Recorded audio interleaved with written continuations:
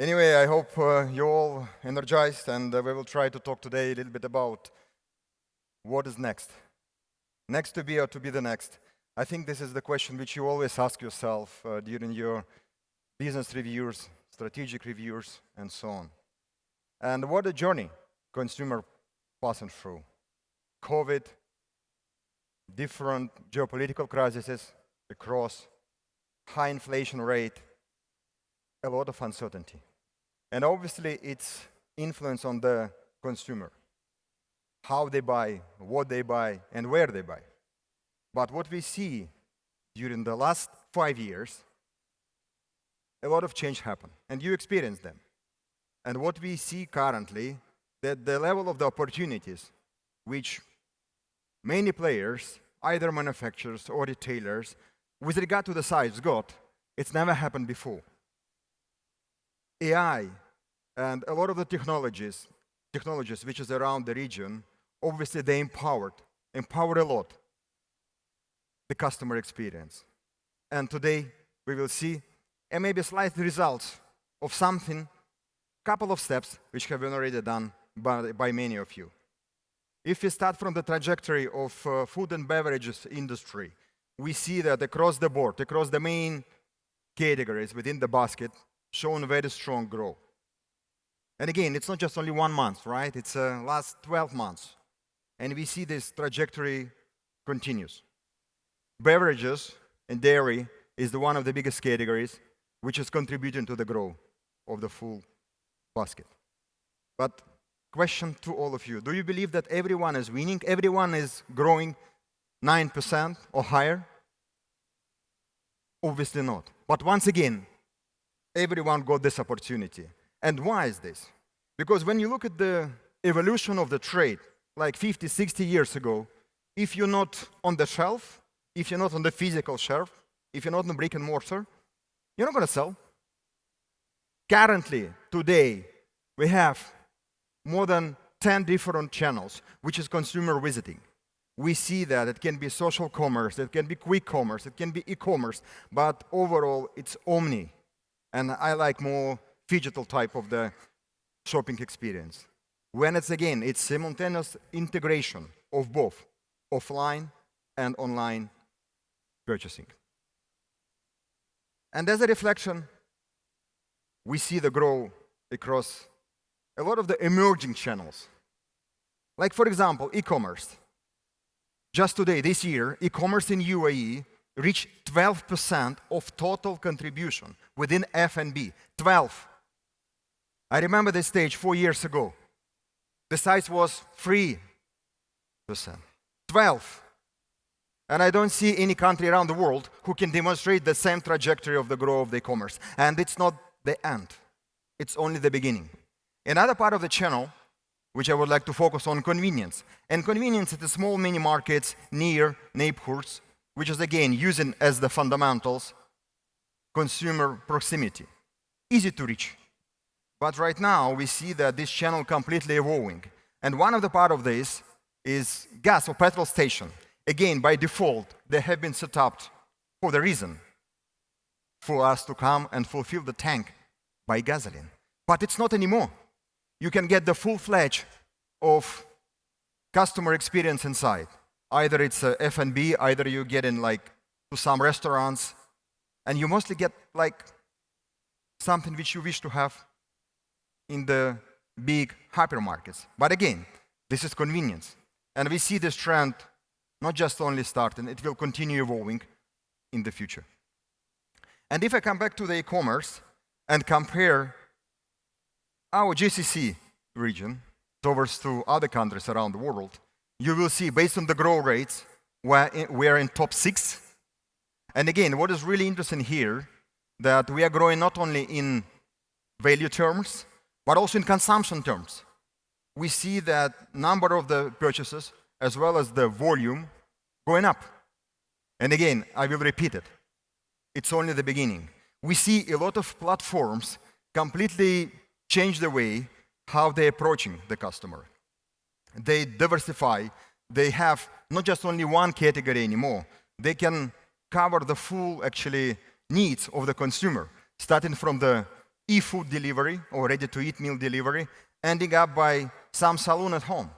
And you can see more and more those platforms going towards this way of diversification. Moreover, as we discussed a lot about the e-commerce, there are a lot of challenges towards to the cost, and we see that many of the platforms already introduced the subscription model, where me, again, as the consumer, can get some discounts either on free delivery, either on a different type of promotions based on my needs, previous purchases, as well as the profile.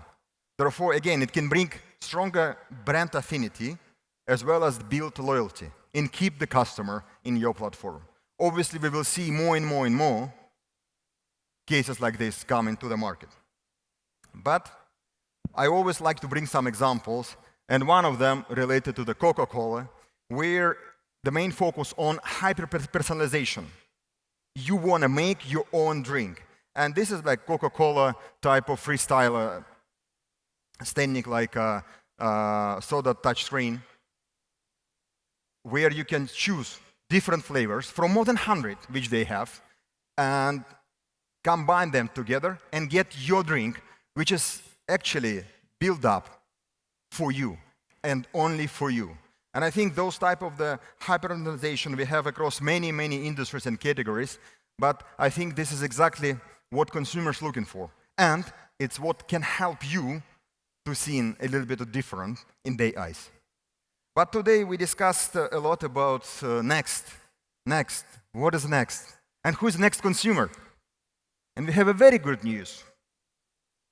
Very good news. One of the largest ever in the history population is Gen Z.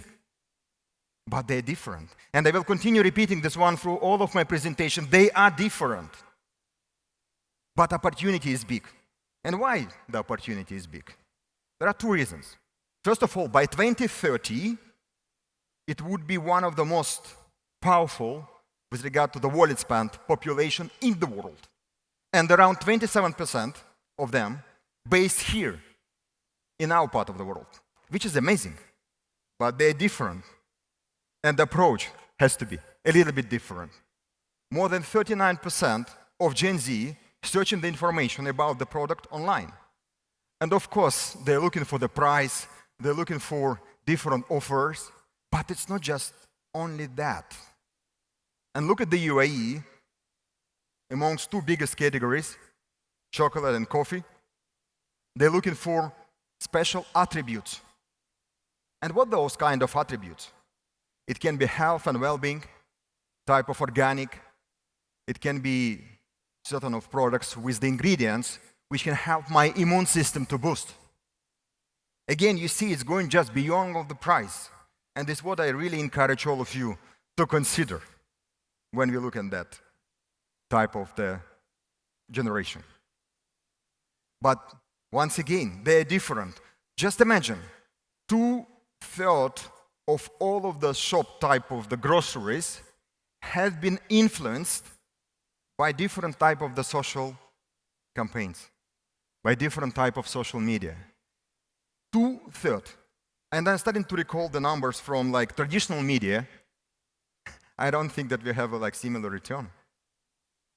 And if you compare the Gen Z with Gen X, again, different age group and different demographics, but you see how different they are. If you look at the Gen X, millennials, and to a certain extent, even boomers, we have something in similar. When you look at the Gen Z, I don't think there is any similarity, except they eat and talk. Moving forward to a couple of more like maybe sharing the numbers with all of you, you see that they can be influenced by the different bloggers, by the social type of the influencers from different platforms. More than 70% can change their brand preferences. 70%. Just because bloggers said something on TikTok or YouTube. Or they're going to start your customer because somebody talked about this. That one is fascinating. And maybe just giving a little bit of the examples here. And of course, possibly majority of you have heard about the Mr. Beast. Who've heard about Mr. Beast? Not bad. 88 million subscribers on Instagram. Launched his own line of the different products, chocolate bars, also protein shakes and so on, and doing quite well, even in UAE. Another example of prime sport drink, which have been launched by two YouTubers. KSI, anyone heard?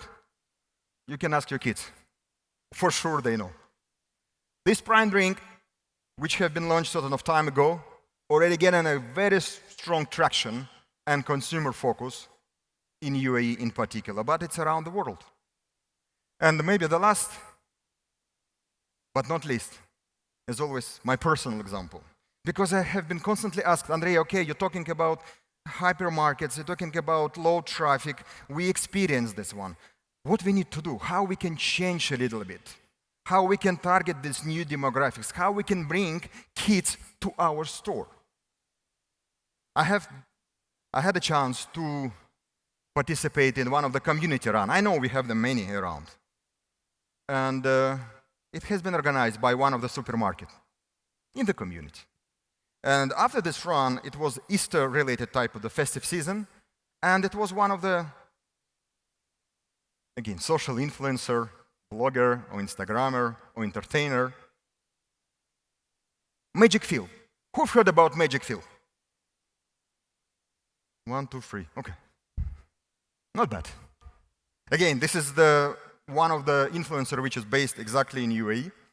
And what is really interesting that he organized something for the kids. They have been entertained, they playing, where my daughter also participated, and she's 7. And guess what? Now, every single time, when we're passing by this supermarket, she's just asking me, okay, but maybe Magic Fill is over there. Let's go. Let's go to check. And of course, I'm not just going to check. I'm going and I'm exiting with the basket of the food. And this is not a cheap supermarket. Okay? This is another example how you can start in building up a little bit of the perception, or I better prefer brand affinity, about your offline type of store. And I'm sure that you have many others. Going towards to maybe the end of the presentation. What is actually next to be? And we can talk a lot about the digital experience, convenience, which is obviously is not a good to have or nice to have. This is already happening. Anyone, and again, it's a bit of on non-FMCG type of products, but talking about the apparel, talking about the clothing, anyone could even think that we will go to the mall and we will just sort of make a photo of us, and after AI will come and bring a sort of style for us inside of the store. And there is no shelf with the clothes. And it's happening. It's happening here. This is what is the digital experience. It's the combination of the both, physical, online, or in brick and mortar in one.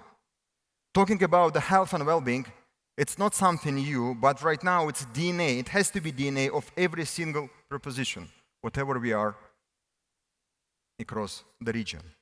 And I think one of the important points here to highlight, it has to be something for me, not just something generic, something for the mass, something for me.